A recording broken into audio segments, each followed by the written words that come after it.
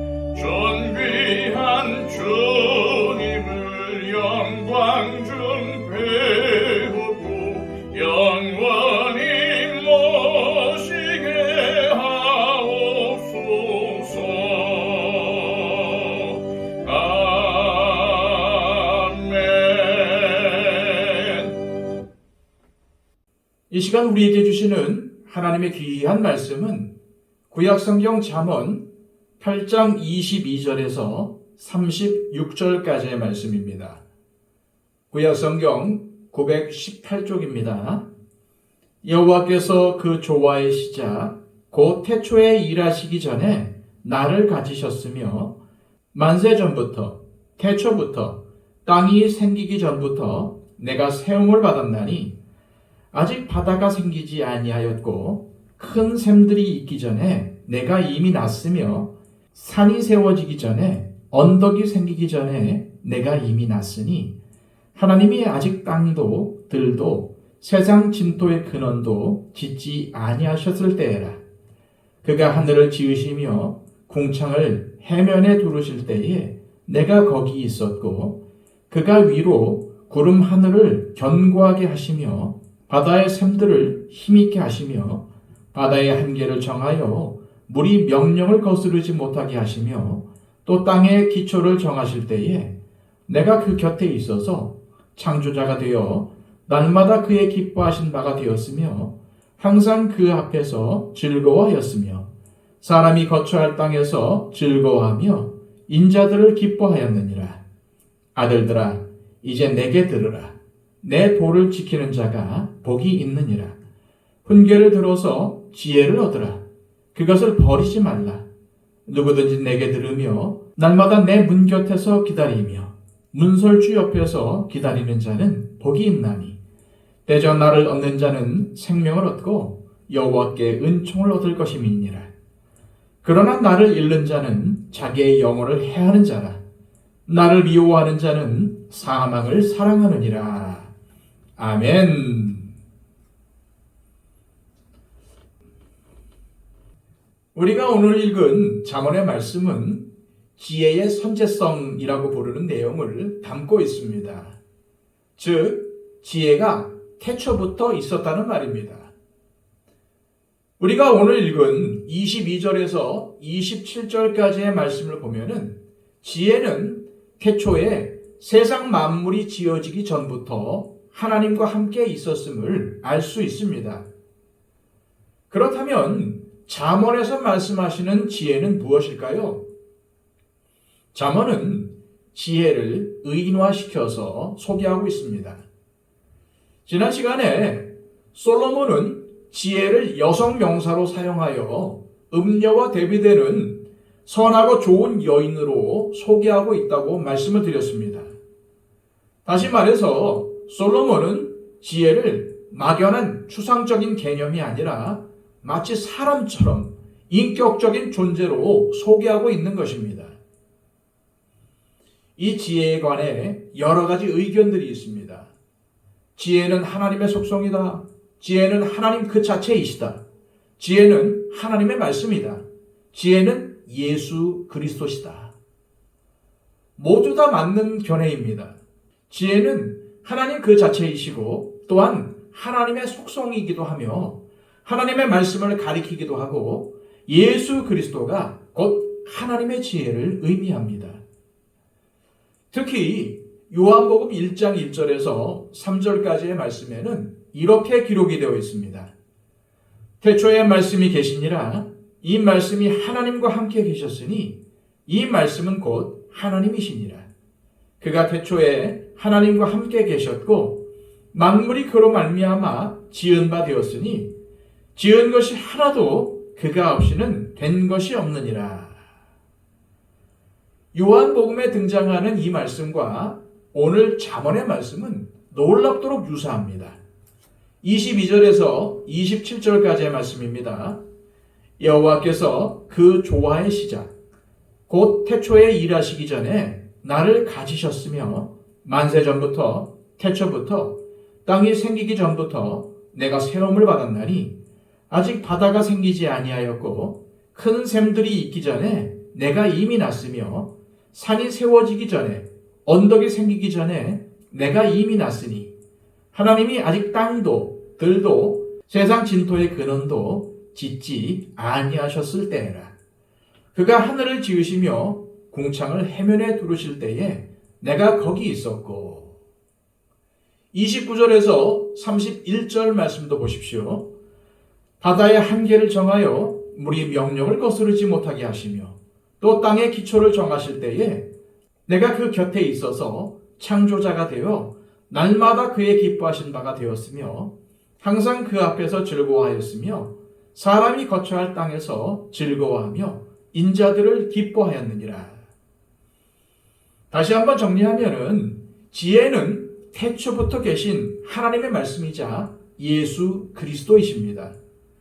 따라서 우리가 지혜를 얻는다는 것이 무엇을 뜻하는 것입니까?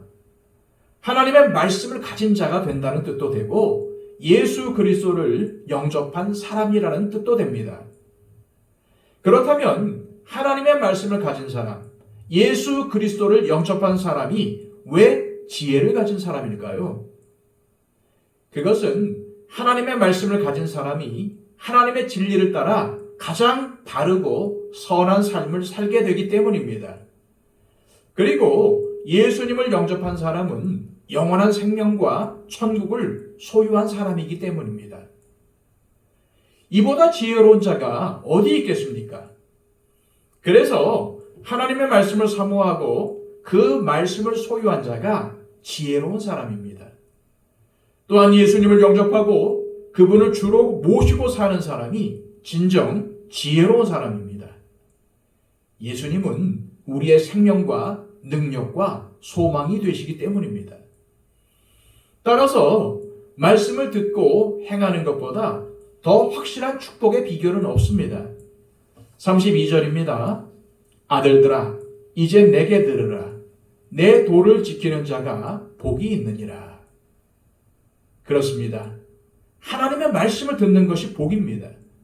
또한 말씀을 듣고 순종하는 것이 복입니다. 시편은 모두 150편으로 되어 있는데 가장 먼저 나오는 시편 1편의 내용이 무엇입니까? 바로 복 있는 사람은 어떤 사람인가 라는 그 내용을 소개하고 있습니다. 그리고 하나님의 말씀을 즐거워하고 묵상하는 자, 그 말씀대로 사는 자가 복이 있는 사람이라고 알려줍니다. 그런데 얼마나 많은 사람들이 엉뚱한 곳에서 복을 찾아 헤맵니까? 그래서 그런 것들은 아무리 가져도 진짜 복이 될 수가 없는 것입니다. 진짜 복을 누려야 시냇가에 심은 나무가 철을 따라 열매를 맺으며 그 잎사귀가 마르지 아니함과 같고 그가 하는 모든 일들이 다 형통한 삶을 살게 된다고 성경은 가르쳐주고 있는 것입니다. 우리가 정말 복 있는 인생이 되고 싶다면 이처럼 하나님의 말씀인 지혜를 사모해야 합니다. 지혜를 하나님의 말씀으로 해석한다면 우리는 말씀에 대한 간절함과 사모하는 열정이 있어야 한다는 말입니다. 34절입니다.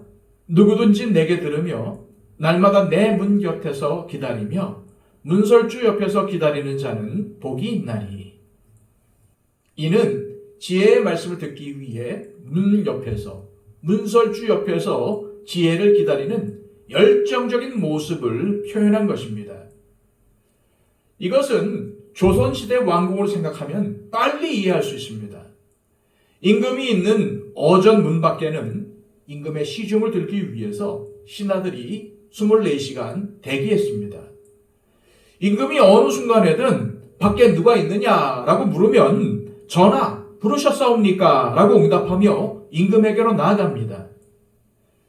이처럼 지혜를 임금으로 모시고 자신을 지혜를 모시는 신하로 여기는 사람은 복이 있다고 말하고 있는 것입니다. 솔로몬은 그래서 하나님께 부귀영화를 구하지 않고 오직 지혜만을 구했습니다. 우리도 솔로몬처럼 지혜를 구해야 합니다. 하나님의 말씀을 열정을 가지고 사모하며 그 말씀의 부르심에 순종해야 합니다. 솔로몬은 오늘 본문의 말씀을 이렇게 마무리합니다. 35절, 36절입니다. 대저 나를 얻는 자는 생명을 얻고 여호와께 은총을 얻을 것임이니라. 그러나 나를 잃는 자는 자기의 영혼을 해하는 자라. 나를 미워하는 자는 사망을 사랑하느니라. 지혜를 얻는 것이 생명을 얻는 것이 되는 것은 지혜가 하나님의 영원한 생명의 말씀이기 때문입니다. 반대로 지혜를 잃는 자, 즉 지혜의 길에서 벗어난 사람이 자기의 영혼을 해하는 사람이 되는 것은 하나님의 영원한 생명의 말씀을 떠났기 때문입니다. 그래서 지혜를 사랑하고 지혜를 미워하는 것은 단지 더 똑똑해지고 덜 똑똑해지는 문제가 아니라 생명을 얻거나 잃는 문제이며 자신의 인생 전부가 달린 엄청난 문제라는 사실을 깨달아야 할 것입니다.